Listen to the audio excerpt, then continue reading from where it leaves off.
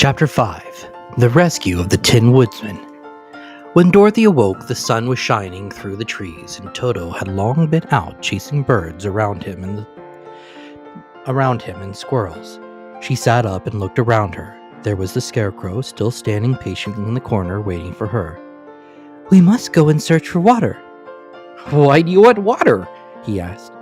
"To wash my face clean after the dust of the road, and to drink so the dry bread will not stick in my throat." "It must be inconvenient to be made of flesh," said the Scarecrow thoughtfully, "for you must sleep and eat and drink. However, you have brains, and it is worth a lot of bother to be able to think properly." They left the cottage and walked through the trees until they found a little spring of clear water, where Dorothy drank and bathed and ate her breakfast.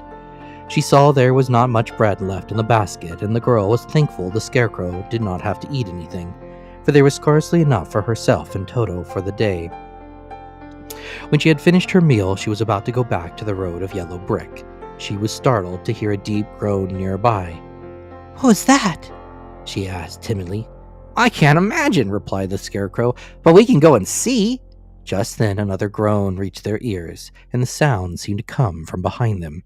They turned and walked through the forest a few steps, when Dorothy discovered something shiny in a ray of sunshine that fell between the trees.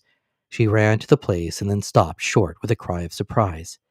One of the big trees had been partly chopped through, and standing beside it, with an uplifted axe in his hand, was a man made entirely out of tin. His head and arms and legs were jointed upon his body, but he stood perfectly motionless, as if he could not stir at all. Dorothy looked at him in amazement, and so did the Scarecrow, while Toto barked sharply and made a snap at the tin legs, which hurt his teeth. "Did you groan?" asked Dorothy. "Yes," answered the Tin Man. "I did. I've been groaning for more than a year, and no one has ever heard me before or come to help me." "What can I do for you?" she inquired softly, for she was moved by the sad voice in which the man spoke. "Get an oil can and oil my joints," he answered. "They are rusted so badly that I cannot move them at all. If I am well oiled, I shall soon be all right. You will find an oil can on a shelf in my cottage." Dorothy at once ran back to the cottage and found the oil can, and then she returned and asked anxiously, "Where are your joints?" "Oil my neck first," replied the Tin Woodman. So she oiled it, and as it was quite badly rusted, the Scarecrow took hold of the tin head and moved it gently from side to side until it worked freely, and the man could turn it himself. "Now oil the joints in my arms," he said, and Dorothy oiled them, and the Scarecrow bent them carefully until they were quite free from rust and as good as new. The Tin Woodman gave a sigh of satisfaction and lowered his axe, which he leaned against the tree. "Ah, that is great comfort," he said. "I have been holding that axe in the air ever since I rusted, and I am glad to be able to put it down at last. Now, if you will oil the joints of my legs, I shall be all right once more." So they oiled his legs until he could move them freely, and he thanked them again and again for his release, for he seemed a very polite creature and very grateful. "I might have stood there always if you had not come along," he said. "So you have certainly saved my life. How did you happen to be here?" "We are on our way to the Emerald City to see the Great Oz," she answered, "and we stopped at your cottage to pass the night." "Why do you wish to see Oz?" he asked. "I want him to send me back to Kansas, and the Scarecrow wants him to put a few brains into his head," she replied.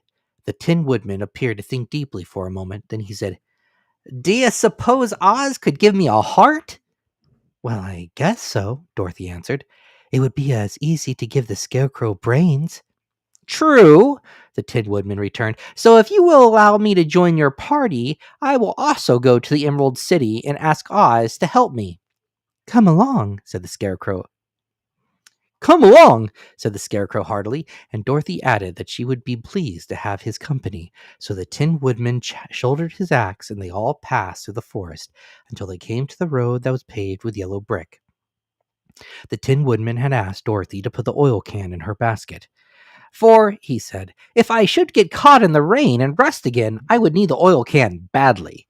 It was a bit of good luck to have their new comrade join the party, for soon after they had begun their journey again, they came to a place where the trees and branches grew so thick over the road that the travelers could not pass. But the Tin Woodman set to work with his axe and chopped so well that soon he cleared a passage for the entire party. Dorothy was thinking so earnestly as they walked along that she did not notice when the Scarecrow stumbled into a hole and rolled over to the side of the road. Indeed, he was obliged to call to her to help him again. "Why didn't you walk around the hole?" asked the Tin Woodsman. "I don't know," replied the Scarecrow cheerfully. "My head is stuffed with straw, and that is why I am going to Oz to ask him for some brains." "Oh, I see," said the Tin Woodsman. "But after all, brains are not the best thing in the world." "Have you any?" inquired the Scarecrow. "No, my head is quite empty," answered the Woodsman. "But once I had brains and a heart also, so having tried them both, I should much rather have a heart." "And why is that?" asked the Scarecrow. "I will tell you my story, and then you will know." So while they were walking through the forest, the Tin Woodsman told the following story. "I was born the son of a woodman who chopped down trees in the forest and sold the wood for a living. When I grew up, I too became a wood chopper, and after my father died, I took care of my old mother as long as she lived.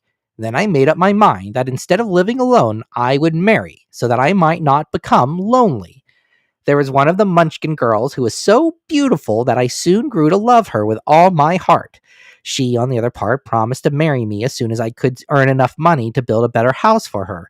So I set to work harder than ever. But the girl lived with an old woman who did not want her to marry anyone, for she was so lazy she wished the girl to remain with her and to do the cooking and the housework. So the old woman went to the Wicked Witch of the East and promised her 2 sheep and a cow if she would prevent the marriage. Thereupon the Wicked Witch enchanted my axe, and when I was chopping away at my best one day, for I was anxious to get the new house and my wife as soon as possible, the axe slipped all at once and cut off my left leg. This at first seemed a great misfortune, but I knew a one-legged man could not do very well as a wood chopper, so I went to a tinsmith and had him make me a new leg out of tin. The leg worked very well once I was used to it, but my actions angered the Wicked Witch of the East, for she had promised the old woman I should not marry the pretty Munchkin girl. When I began chopping again, my axe slipped and cut off my right leg. Again, I went to the tinner, and again he made me a leg out of tin. After this, the enchanted axe cut off my arms, one after the other, but nothing daunted, I had them replaced with tin ones. The Wicked Witch then made the axe slip and cut off my head. And at first I thought that was the end of me, but the tinner happened to come along and he made me a new head out of tin. I thought I had beaten the Wicked Witch then, and I worked harder than ever, but a little knew how cruel my enemy could be. She thought of a new way to kill my love for beautiful Munchkin maiden, and made my axe slip again, so that it cut right through my body, splitting me into 2 halves. Once more, the tinner came to my help and made me a body of tin, fastened my tin arms and legs and head to it by means of joints, so that I could move around as well as ever. But alas, I had now no heart, so that I lost all my love for the Munchkin girl, and I did not care whether I married her or not. I suppose she's still living with the old woman, waiting for me to come after her. My body shone so brightly in the sun that I felt very proud of it, and it did not matter now if my axe slipped, for it could not cut me. There was only one danger, that my joints would rust, but I kept an oil can in my cottage, and took care to oil myself whenever I needed it.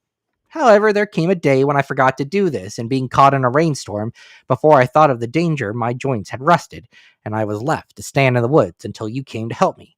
It was a terrible thing to undergo, but during the year I stood there, I had time to think that the greatest loss I had known was the loss of my heart. While I was in love, I was the happiest man on earth, but no one can love who has not a heart, and so I am resolved to ask Oz to give me one. If he does, I will go back to the Munchkin Maiden and marry her." Both Dorothy and the Scarecrow had been greatly interested in the story of the Tin Woodman, and now they knew why he was so anxious to get a new heart. "All the same," said the Scarecrow, "I shall ask for brains instead of a heart, for a fool would not know what to do with a heart if he had one." "I shall take the heart," returned the Tin Woodman, "for brains do not make one happy, and happiness is the best thing in the world." Dorothy did not say anything, for she was puzzled to know which one of her two friends was right, and she decided if she could only get back to Kansas and Aunt Im, it did not matter so much whether the woodman had no brains and the scarecrow no heart, or each got what he wanted. What worried her most was that the bread was nearly gone, and another meal for herself and Toto would empty the basket.